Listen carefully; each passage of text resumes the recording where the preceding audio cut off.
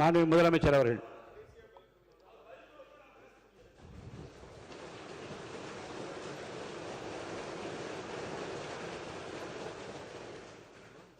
மாண்புமிகு பேரவைத் தலைவர் அவர்களே,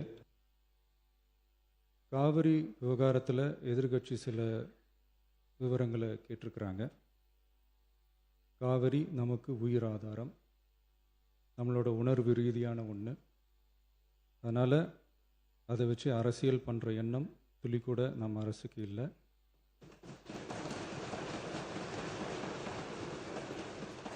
அதுக்கான அவசியமும் இல்லை.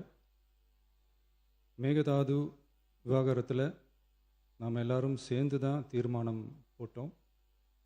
அதை நேர்முக கடிதமாக மாண்புமிகு பிரதமர் அவர்களுக்கும் அனுப்பி வச்சிருக்கிறோம். அதோடு நாம் அப்படியே இருந்துடல.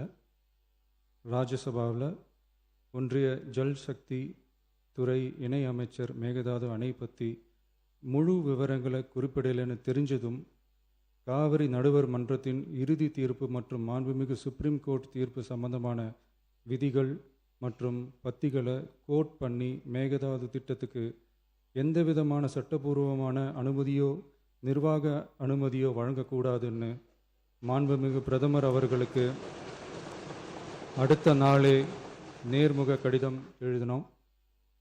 காவிரி நதிநீர் பங்கீட்லேயும் சரி, மேகதாது அணை கட்டுற முயற்சிகளை தடுக்கிறதுலையும் சரி, தமிழ்நாட்டோட உரிமையை நம்ம அரசு கொஞ்சம் கூட விட்டு தரவே தராது. அதுதான் நம்மளோட நிலைப்பாடும். அதே நேரத்தில் கர்நாடகாவில் சில அணைகள் கட்ட ஆரம்பித்ததை பற்றியும் இதே அவையில் 1969 ஒரு விவாதம் நடந்திருக்கு. அப்போது நீர்வளத்துறை அமைச்சராக இருந்தது யார்? அப்போ அணை கட்ட விட்டது ஏன்னு கேட்டு அந்த மாதிரி சீப் பாலிட்டிக்ஸ்லாம் நான் பண்ண விரும்பலை.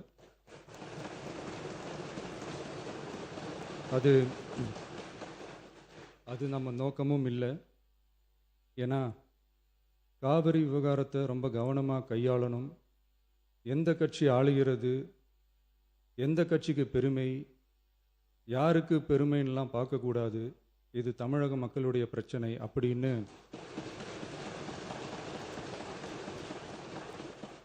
அப்போ இருந்த எதிர்கட்சி தலைவர் திரு கருத்திருமன் அவர்கள் சொன்னதை இந்த சபையில் சொல்ல விரும்புகிறேன். காவிரி பிரச்சனையில் சம்பந்தப்பட்ட 2 மாநிலங்களும் ஒன்றிய அரசும் உட்கார்ந்து முடிவெடுக்கணும்னு 1969 இந்த சபையில் பேசியிருக்கிறாங்க. அதுக்கப்புறம் நிலைமை வேறு மாதிரியெல்லாம் போயிடுச்சுன்னும் நம்ம எல்லாருக்குமே தெரிஞ்சது தான். சட்டப்படி இந்த பிரச்சனையை அணுகிறதுல நாம் உறுதியாக இருக்கிறோம், அதில் மாற்றமே இல்லை. இருந்தாலும் ஒரு அட்டெம்ப்ட் எடுத்து பார்க்கலாம்னு தோணுனது தான் அந்த பெங்களூர் விசிட்.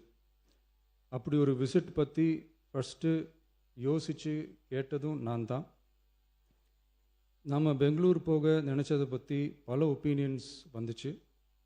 நாம் போக நினச்சதுக்கு காரணம், ஒருவேளை இந்த பிரச்சனை தீர்க்கறதுக்கான ஒரு பாசிட்டிவ் சைன் கிடைச்சா நல்லா இருக்குமேன்னு ஒரு எண்ணத்தில் தான். இன்றைய காலத்தில் பகை நாடுகளை பேசி தீர்க்க பார்க்குறாங்க. பக்கத்து மாநிலத்தோட பேசி பார்த்தா என்னன்னு நினச்சேன்.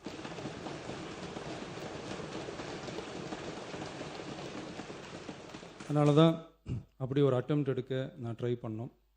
ஒருவேளை அந்த அட்டெம்ப்டில் ஒரு அவமானம் நேர்ந்தால் என்ன செய்யன்னு சில பேர் கேட்டாங்க.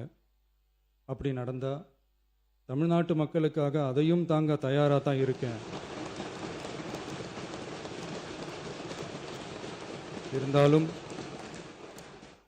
இருந்தாலும் நம்ம மேலே அன்பு காட்டின அத்தனை பேருக்கும் என்னோட நன்றிகள்.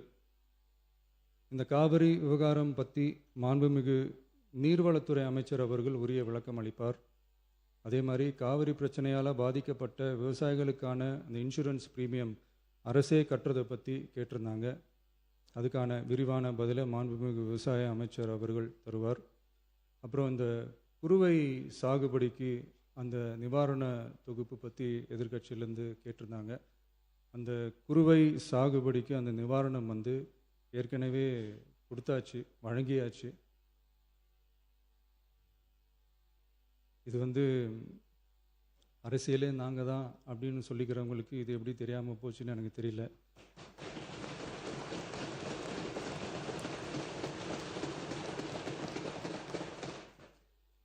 முன்ன பின்ன பேப்பர் படிச்சிருந்தா நாட்டில் என்ன நடக்குதுன்னு தெரிஞ்சிருக்கும்.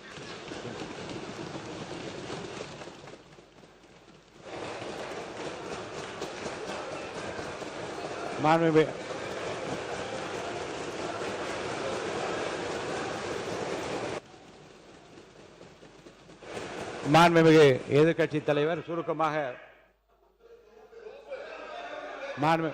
கொஞ்சம் அமைதியா இருங்க. மாண்புமிகு எதிர்க்கட்சி தலைவர் பேசுவதற்கு நீங்க அமைதியா இருங்க. நீங்களே இப்படி பிரச்சனை பண்ணா எப்படி? ஸ்பெஷல் பேக்கேஜ்னா நீங்கள் கொடுத்தது 134 கோடி கொடுத்தீங்க. அது அனைத்து அரசுலையும் கொடுக்கறக்கூடிய ஸ்பெஷல் பேக்கேஜ் தான். இப்போ வறட்சி நிவாரண நிதி அவங்க கேட்குறாங்க. இது ரெண்டுத்துக்கும் வித்தியாசம் தெரிஞ்சுக்க வேண்டும். இது வெறும் டெய்லி காலைல பேப்பர் படித்தா மட்டும் பத்தாது. அங்கே அனைத்து கட்சி கூட்டத்தை கூட்டி அனைத்து விவசாயிகளோடையும் போய் கலந்து பேசி அவங்களுடைய கோரிக்கைகள் என்னன்னு நீங்கள் தயவுசெய்து கேட்டுக்கொள்ள வேண்டும். அதே மாதிரி முன்னவர் மாண்புமிகு இதெல்லாம் மன்னிக்கணும். மாண்புமிகு எதிர்க்கட்சி தலைவர்கள் இப்போது வறட்சி நிவாரணத்தை பற்றி சொன்னார்கள். செப்டம்பர் இறுதி வரையிலும் பார்த்துவிட்டு தான் வறட்சி நிவாரண பணிகளை ஆற்றுவது வழக்கம். அவை அதை குறிப்பிட விரும்புகிறேன்.